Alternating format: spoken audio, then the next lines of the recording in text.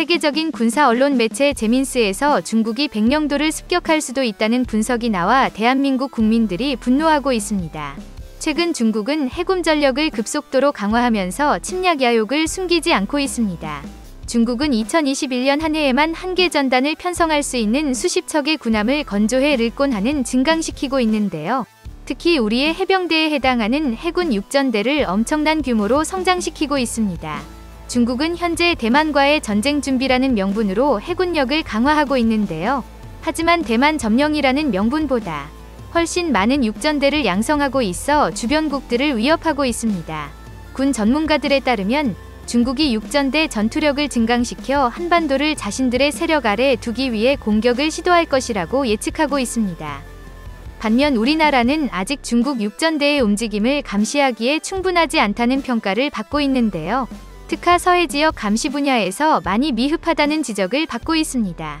그 이유는 해상 감시 레이더는 사용 연한을 초과해 장비가 노후화되었고 수중에서는 잠수함을 감시할 수단이 없어 중국 해군의 움직임을 감시하기 어렵기 때문입니다. 그래서 감지 능력을 강화해야 한다는 국내의 목소리가 높아지고 있습니다. 이에 국방부는 서해 지역 감시 능력 강화를 위한 계획을 발표했는데요. 이 발표 내용 때문에 중국이 경악을 금치 못하고 있습니다. 해상 감시 레이더의 성능이 크게 향상돼 저해 있는 중국 항구를 전부 감시 가능하고 바닷속에 감시 장치를 설치해 해저에 있는 중국 잠수함의 활동까지 전부 감시가 가능하기 때문입니다. 이에 분노한 중국은 한국의 레이더 성능을 보고 국권 침해라고 격분하고 있는데요. 도대체 한국의 감시 체계는 어떤 성능을 가졌길래 중국이 이렇게 발작하는 걸까요? 그래서 준비했습니다. 오늘은 대한민국의 해상 감시 레이더에 대해 알아보겠습니다. 방위사업청은 작년 12월 9일 해상감시 레이더 LLE 개발을 발표했습니다.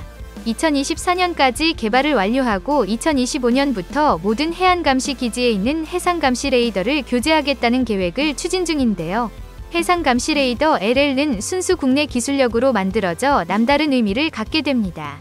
뿐만 아니라 국산 기술이기 때문에 예산을 크게 감축할 수 있고 무엇보다 기존의 해상감시 레이더보다 성능이 크게 향상되었습니다. 주요 성능을 살펴보면 우선 탐지거리가 더 길어졌고 인접한 표적을 분리 식별할 수 있는 능력이 1.5배 커졌습니다.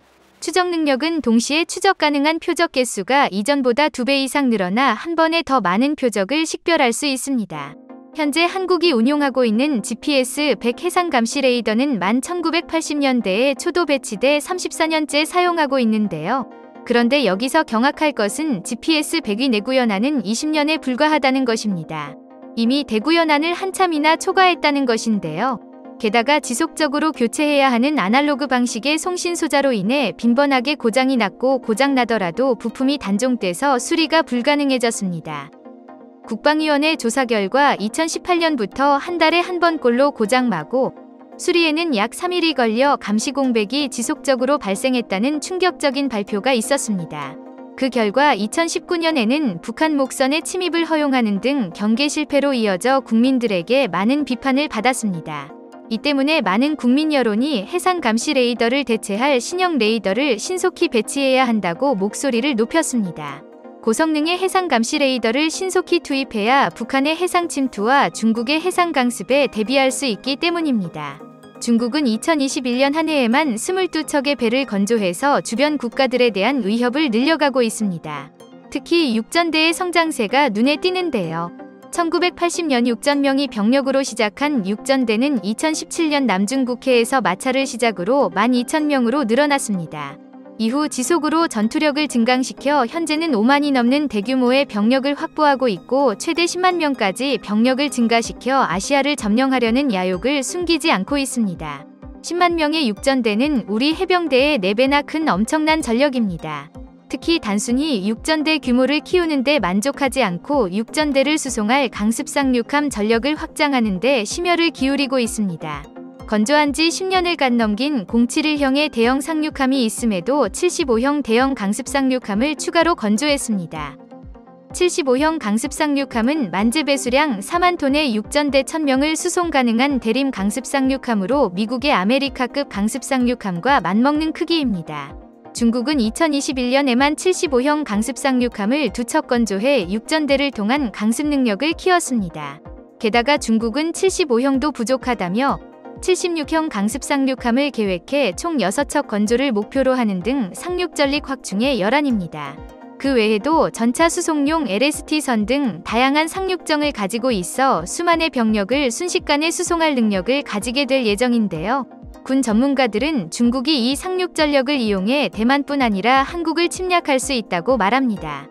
즉 유사시 중국의 육전대가 백령도를 비롯한 서해의 도서 지역을 빠른 속도로 점령하는 무력 도발을 감행할 수 있다는 것이죠. 특히 북한 정권 붕괴와 같은 북한의 급변 사태를 예의주시해야 한다고 말하는데요. 일각에서는 산둥반도에 있는 해군 육전대 2개 여단을 신속히 투입시켜 난포항에 상륙하고 평양을 점령하고 평양의 통제권을 확보할 것이라는 주장도 있는데요. 그런데 중국이 난포항으로 진격하기 위해서는 거쳐야만 하는 남한이 관문이 있습니다. 바로 한국의 백령도입니다. 중국 입장에서는 백령도에 주둔 중인 해병대는 언제든지 자신을 위협할 수 있는 눈엣 가시 같은 존재인데요.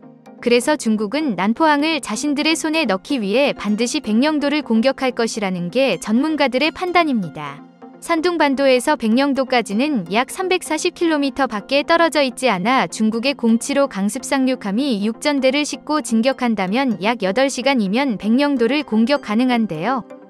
그런데 중국 육전대의 해상 강습 위협이 커져가고 있는 상황에도 그에 비해 우리는 백령도를 지킬 감시정찰 체계가 너무 부족합니다. 도백령도뿐만이 아니라 서해 전반의 감시정찰 역량이 크게 떨어지는 게 사실입니다. 서해가 많이 취약한 이유는 남해에 걸쳐 있는 음향 감시 체계 SOSUS 위 도움을 받을 수 없기 때문입니다. 음향 감시 체계는 1950년대 소련의 잠수함을 견제하기 위해 미국이 해저에 설치한 음향 탐지기입니다. 미국은 음향 감시 체계를 부산 앞바다에서부터 일본, 대만, 필리핀, 인도네마를 연결하는 해저 케이블을 설치했습니다.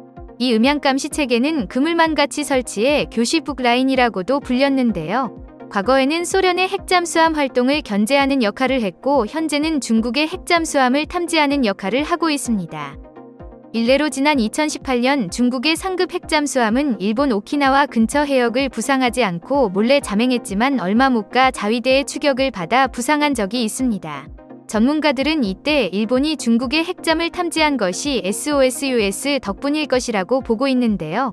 그런데 이렇게 뛰어난 SOSUS가 서해에는 없습니다. 우선 미국이 SOSUS를 서해에 설치해주지 않았습니다.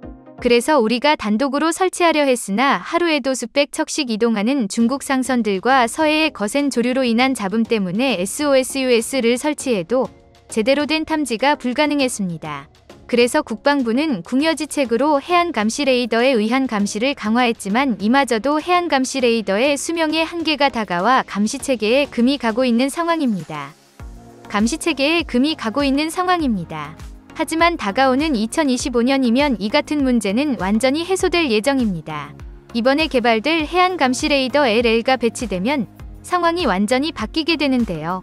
해안감시 레이더 LL은 기본 성능 향상 외에도 보안 성능이 눈에 띄게 증가해 복수의 주수 채널을 운용할 수 있습니다. 이를 통해 중국의 주파수 간섭과 전파 공격에 대한 대응 능력이 강화됐습니다. 전자전 ECM과 대전자전 ECCM에 대응할 수 있고 또 매번 바꿔줘야 했던 아날로그 방식의 송신 소자가 디지털식 반도체 소자로 바뀌면서 유지 보수가 간편해지고 운용 시간이 길어졌습니다. 장점은 이게 다가 아닙니다. 태풍, 강풍과 같은 악천후가 발생할 때마다 먹통이 됐던 구형 레이더의 단점을 개선하기 위해 해상감시 레이더 LL에서는 안테나 외부에 보호 덮개를 씌웠는데요. 이를 레이돔이라고 부릅니다. 이 덕에 해상감시 레이더 LL은 악천후에도 중단 없이 지속적인 감시가 가능합니다. 하지만 아무리 감시 레이더의 성능이 좀더라도 수중에서 침투하는 적을 찾을 수는 없습니다. 당연히 우리 해군도 이를 잘 알고 있는데요. 그래서 한국의 지형에 딱 맞는 아주 강력한 수중음향 감시체계를 개발했습니다. 항만 감시체계 HUSS가 바로 그것인데요. 항만 감시체계는 한만에서 접근하는 물체를 효과적으로 식별하기 위해 개발된 체계입니다. 수중으로 침투하는 잠수함과 잠수정을 상대하기 위해 총 3단계의 감시망을 촘촘하게 설치해 항구 시설의 방호 능력이 크게 강화됐습니다. 1단계 외곽 감시는 한만 외곽에서 활동하는 적 잠수함을 원거리에서 탐지하기 위해서 운용됩니다. 이를 위해 항만 외곽 해저에 선배열 센서를 매설하고 수상과 수중의 표적을 구분하기 위해서 해상 감시 레이더와 병행해서 운용됩니다. 한마디로 해저에 우리 영해를 지킬 방어선을 설정하는 것인데요. 그러나 아무래도 한 개의 방어선으로는 빠르게 돌파하는 적을 다 걸러내기 어렵습니다. 그래서 다음 단계로 존재하는 것이 2단계 수로 감시입니다. 외곽 감시를 돌파하거나 연만으로 접근하는 적을 감시하는 것이죠. 이를 통해 연안에 있는 적의 잠수함과 소형 잠수정을 탐지하는데요. 수로 곳곳에 설치되어 있는 자기음향 복합 센서가 해상 감시 레이더와 연동해 아주 강력한 연계망을 구성합니다.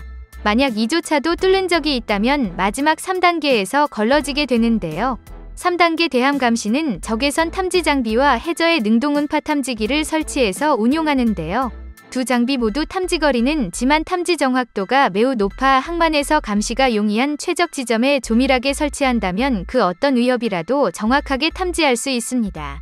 그런데 이 정도 감시 체계를 만드는 것은 그리 쉬운 일이 아닙니다. 체계의 원활한 운용을 위해서 높은 수압을 견딜 수 있는 내구성을 가져야 하는데요. 그래서 한국 연구진들은 높은 수압에도 정상적으로 작동하는 센서를 설계해 체계의 신뢰성을 높였습니다. 뿐만 아니라 항구의 특성에 맞도록 해양 환경을 분석하고 지질 특성을 조사해 최적의 감시 장소를 선정해서 설치했는데요. 이런 지역 맞춤 감시 체계는 특히 조수간만의 차가 크고 구불구불한 해안선을 가지고 있는 서해의 자연환경에 알맞은 감시를 할 수 있다는 장점이 있습니다. 두 계획이 모두 완료되면 수상과 수중을 가리지 않는 감시 체계의 완성이라고 할 수 있는데요. 해상 감시 레이더 2가 중국의 상륙함과 상륙정들을 감시한다면 한만 감시 체계는 수중에서 침투하는 중국의 잠수함과 잠수정을 수색해서 중국의 도발을 막는 역할 분담이 완성됩니다. 따라서 이 체계를 서해안 전반으로 확장한다면 우리의 수상, 수중 감시 정찰 능력은 비약적으로 향상되게 될 것입니다. 여러분의 생각은 어떠신가요?